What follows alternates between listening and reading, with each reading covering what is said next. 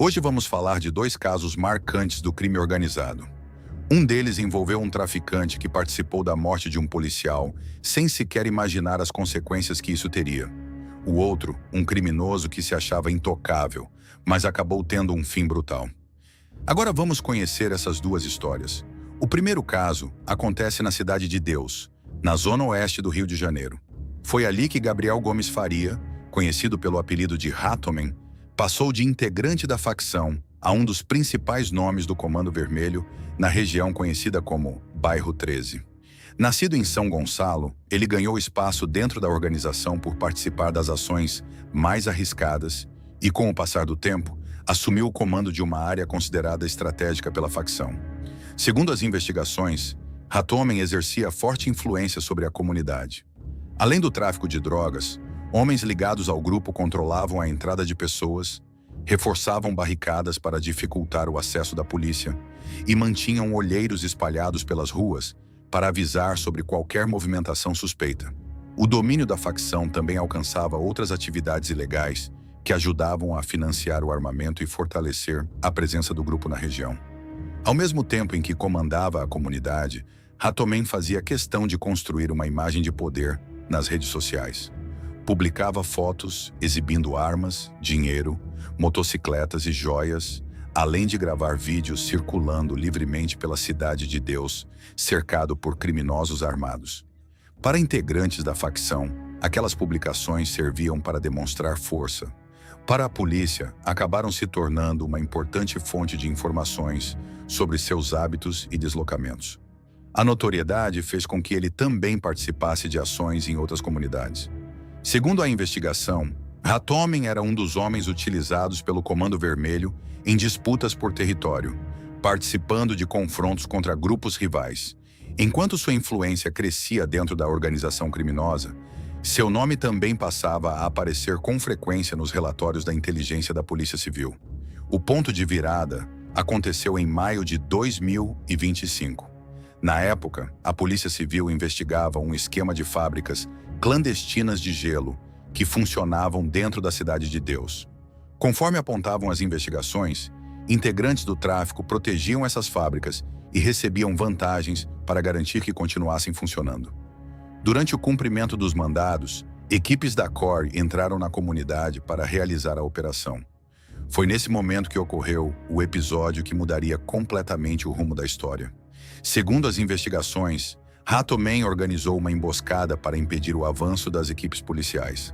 Ao lado de Matué e Mangabinha, dois homens considerados de sua maior confiança, posicionou criminosos em pontos estratégicos da comunidade. Quando os policiais avançaram pelas vielas, começou uma intensa troca de tiros.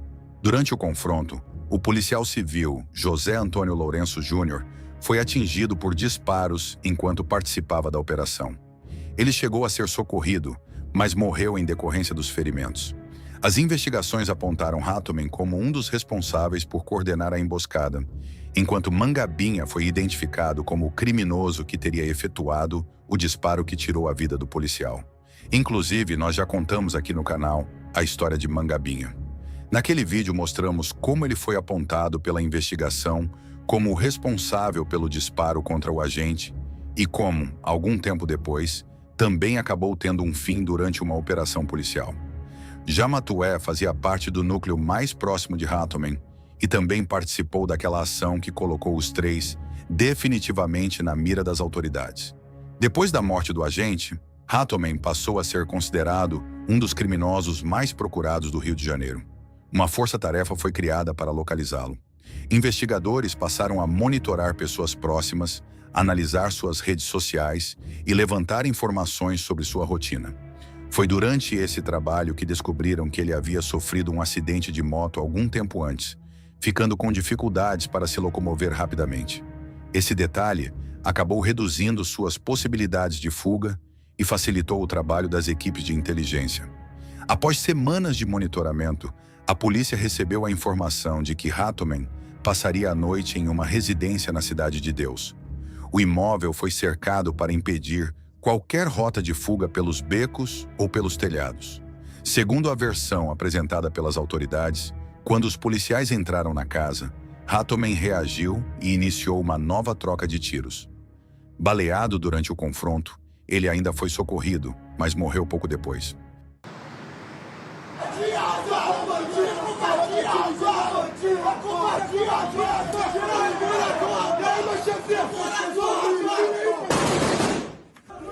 Aí pra cima de nós aí, ó! A operação não terminou ali.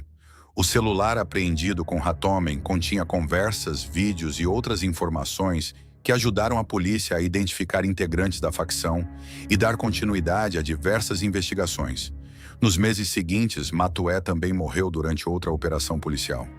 Já Mangabinha, apontado pela investigação como o autor do disparo que matou o policial Lourenço, tentou permanecer escondido em outras comunidades, mas acabou localizado após retornar para a Cidade de Deus. Segundo a Polícia Civil, ele também reagiu à abordagem e morreu durante o confronto. Com isso, foi encerrada a busca pelos 3 principais envolvidos no ataque que vitimou o agente da Core. A história desse grupo terminou ali. Mas enquanto esse caso mobilizava as forças de segurança no Rio de Janeiro, outro criminoso também passava a chamar a atenção das autoridades em um estado diferente, na Bahia. O personagem dessa história é Edson de Jesus Carvalho Júnior, conhecido pelo apelido de Exu. Segundo informações policiais, ele era apontado como integrante do Bonde do Maluco, o BDM, e atuava principalmente na região do Calabar, sendo considerado um dos homens de confiança de um traficante conhecido como Averaldinho. De acordo com as autoridades, Exu acumulava passagens por tráfico de drogas, porte ilegal de arma de fogo, receptação e outros crimes. Mas foi a forma como se comportava nas redes sociais que fez seu apelido ganhar ainda mais repercussão. Em vídeos e fotografias, aparecia cercado por comparsas, exibindo fuzis e outras armas de grosso calibre, enquanto fazia provocações direcionadas a grupos rivais e transmitia a imagem de que controlava completamente a região onde atuava. Segundo relatos apresentados pela própria polícia, moradores conviviam com medo por causa da atuação da organização criminosa. A presença constante de homens armados e as disputas entre facções mantinham a região em permanente estado de tensão. Mesmo assim, Exu continuava aparecendo nas redes sociais, desafiando rivais e reforçando a fama que havia construído no mundo do crime. Balão no comando! Eu tô aqui! Toda vez que tentar entrar, nós vai descer pra puxar. Se vir, eu vou resgatar. Você sabe quem sou eu, né? Exu, caçador de almas. Não adianta acampar, fazer o que for, fazer jogo com polícia. Nós vai pra cima.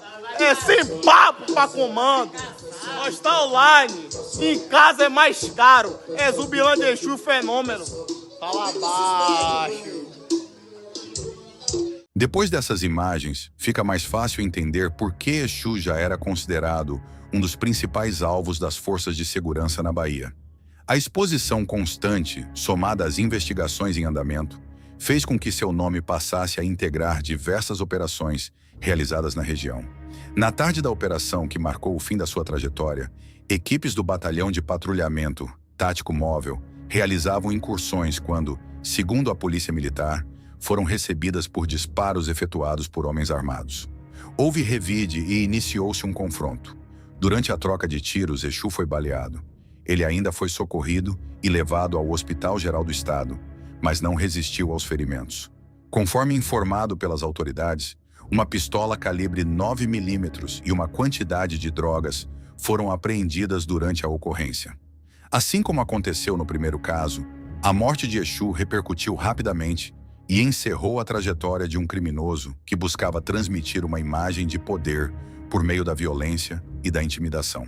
Segundo as informações divulgadas pelas autoridades, ele era considerado uma das principais lideranças criminosas daquela região e vinha sendo monitorado havia algum tempo. Embora tenham ocorrido em estados diferentes e envolvido organizações criminosas distintas, os dois casos apresentam uma semelhança evidente. Hatomen e Exu construíram suas reputações usando a violência, a exibição de armamento e a tentativa de demonstrar domínio sobre os territórios onde atuavam. Essa notoriedade fez com que ambos passassem a ser monitorados de perto pelas forças de segurança, até se tornarem alvos prioritários de operações policiais. No fim, as duas histórias seguiram caminhos parecidos. Depois de investigações, confrontos e operações, as trajetórias de ambos chegaram ao fim, encerrando mais 2 capítulos ligados ao crime organizado no Brasil.